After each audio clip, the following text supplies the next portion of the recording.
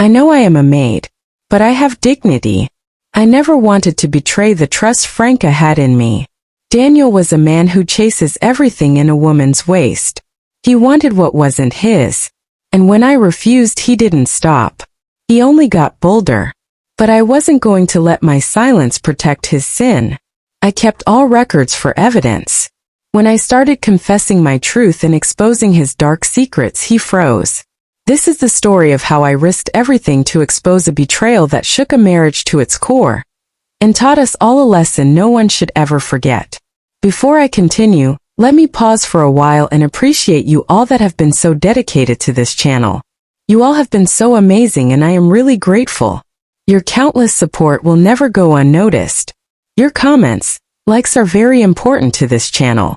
If this is your first time here, welcome to this family and subscribe for more beautiful stories. Now let me take you to the deepest part of this emotional, heartbreaking, betrayal, redemption and lovely story. I never imagined that working in someone's home could almost cost me my peace, my dignity, and even my sense of safety. When I got the job offer to work for Mr. Daniel and Mrs. Franca in Florida, I was so grateful. I had prayed and fasted for months for a stable job. Back home, I had left my sick mother and 3 younger siblings behind. This job was supposed to be my breakthrough, the one that would change everything for my family. Their house was a mansion. Large glass windows, a garden that looked like a wedding venue, and everything smelled like money. Franca was warm, polite, and respectful. From the very first day, she made me feel like more than just a maid. She would often say things like, "Bianca, I want you to feel safe here. And this house is your home too." She spoke with grace, always asking about my family, and even encouraging me to take breaks. But her husband, Mr. Daniel, was something else entirely. At first, I didn't notice anything strange. He was polite too, but in a different way. A little too friendly. Too observant. Whenever Franca wasn't around, his eyes would trail me, following my every step like a predator studying its prey. The first red flag came one Saturday afternoon. Franca had gone shopping with her friends, and I was dusting the shelves in the living room. Daniel walked in, leaned on the wall, and watched me work. For too long. "You clean like a queen," he said with a smirk. "Pretty girls like you shouldn't be wasting away in housework." I smiled politely and returned to my dusting, trying to ignore the comment. But deep inside, my heart skipped a beat. Not the kind of skip from joy, but from alarm. After that day, his comments became bolder. "You ever thought of being with a real man? You know I could change your life with just one touch. This house could be yours if you play your cards right." Each time I pretended not to hear.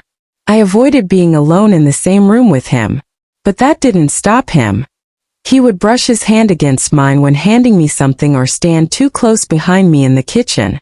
One day I found a small box in my room. Inside was a gold necklace and a note. "For someone more beautiful than gold." "Udi," I gasped and shut the box instantly. I returned it on his desk with no words. No thank you. No discussion. I didn't want trouble. But trouble was chasing me. What made it worse was that Franca was the kindest woman I had ever worked for. She trusted me. She shared her personal struggles with me sometimes.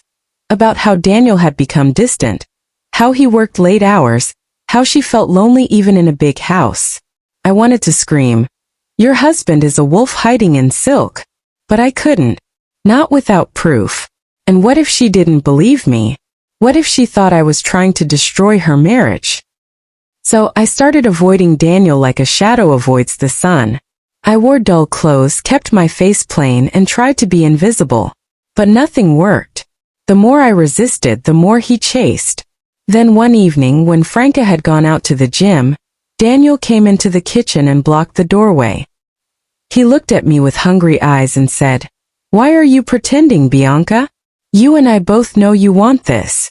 My entire body shook. "No, sir," I said, my voice firm. "I am not that kind of girl. I respect myself, and I respect your wife." He scoffed and walked away like it was a joke. But I knew it wasn't. I could see it in his eyes. This wasn't going to stop. Not unless I did something about it. That night I cried in my room. I asked God why I was being tested like this. I thought this job was a blessing, but now it was feeling more like a curse. Still I decided I will not run. I will not lose my job or my dignity. If Daniel was going to push further, I would be ready. And I would have proof. The job I had almost regretted was about to become the biggest turning point of my life. The morning after Daniel cornered me in the kitchen, I woke up with swollen eyes. I had barely slept, my thoughts spinning like a whirlwind. I knew I couldn't continue living in fear, pretending nothing was wrong while this man walked around feeling entitled to my body. I had two choices: leave quietly or speak up boldly. I chose the second, but I needed to be smart. That day, I went to a store during my break and bought a small voice recorder with the little savings I had. I also learned how to record calls and save messages on my phone. From then on, every time Daniel and I were alone in the house, I either left my recorder running in my pocket or discreetly turned my phone on to record. I was done feeling helpless, and as expected, he kept pushing. He would try to trap me in hallways or whisper filthy things when Franca was upstairs. Sometimes he'd send me texts late at night. "You're wasting your beauty, Bianca. Your madam doesn't have what I want. Say yes and I'll set you up for life." I saved them all. But there was one moment that sealed everything. It was a Friday evening. Franca had gone to a charity dinner, and I stayed back to tidy the house. Daniel came in from work, loosened his tie, and called me to the living room. "Sit down," he said, patting the couch beside him. "No, sir," I said, standing my ground. Then he walked up to me, leaned in and said coldly, "You think you're better than the rest? You'll regret this, Bianca. Women like you are a dime a dozen." I didn't cry. I didn't speak. I just walked out of the room, my phone recording the entire conversation. That night I prayed. Not for revenge, but for the strength to tell the truth. The next morning, while Franca was in the garden sipping tea, I walked up to her and said, "Madam, please, I need to talk to you. It's very important." She looked up concerned. "Of course, Bianca. Sit. What is it?" My hand shook as I handed her my phone. "Please listen to these recordings and read these messages." She sat silently, her face pale, eyes wide. The longer she listened, the more her hands began to tremble. There was no rage in her voice, just silence. When the last recording ended, the one where Daniel said she doesn't have what I want, she put the phone down, leaned back and closed her eyes. "I always felt something was wrong," she whispered, "but I didn't want to see it." Tears rolled down her cheeks. Then she stood up and walked straight inside.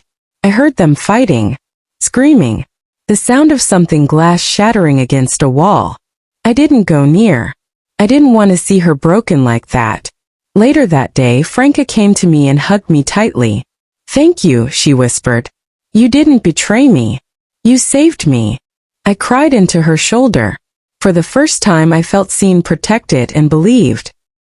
Daniel left that night. He packed a suitcase, slammed the door behind him, and never looked back. He didn't even try to deny anything. Franca was done.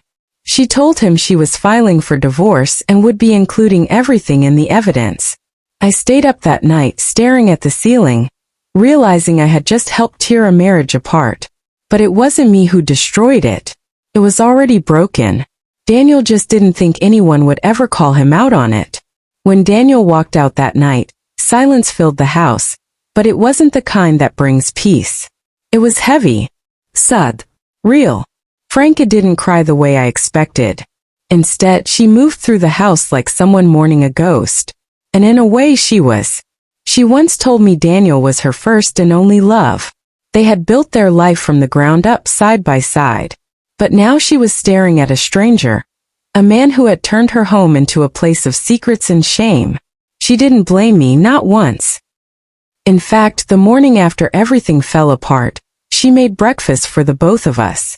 For the first time we sat together at the same table, not as Madam and Maid, but as two women who had survived something painful.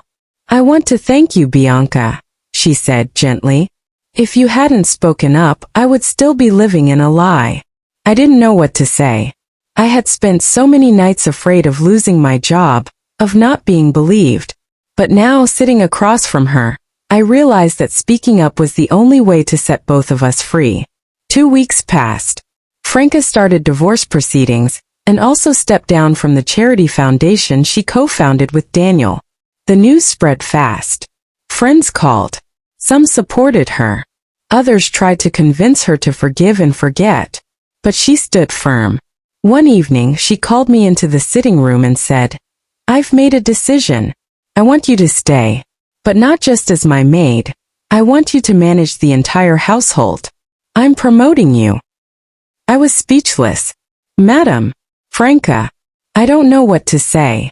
She smiled warmly. "You've earned this. You've shown integrity, courage, and loyalty in a way most people never do." From that day on, things changed. I wasn't just the maid anymore. I was trusted, respected, and even invited to family events. Franca encouraged me to take classes, improve myself, and think about my future. And slowly the house began to heal. Franca redecorated, got rid of old photos, old furniture, anything that reminded her of Daniel's betrayal. She started her own women's empowerment group to help others speak up against workplace harassment and emotional abuse. I was one of her first speakers. I shared my story, not for sympathy but to remind others that truth, even when it hurts, is always the right path. As for Daniel, his life crumbled like a house built on sand. Franca's lawyers presented the evidence to protect her assets. His business partners pulled away. His reputation, once flawless, was stained with scandal. One of Franca's friends told us he had moved out of state. Alone. Sometimes I wonder if he ever regrets what he did. If he realizes he lost not just a wife, but the respect of every person who once admired him. Maybe. Or maybe men like him never truly see the damage they cause, until it swallows them whole.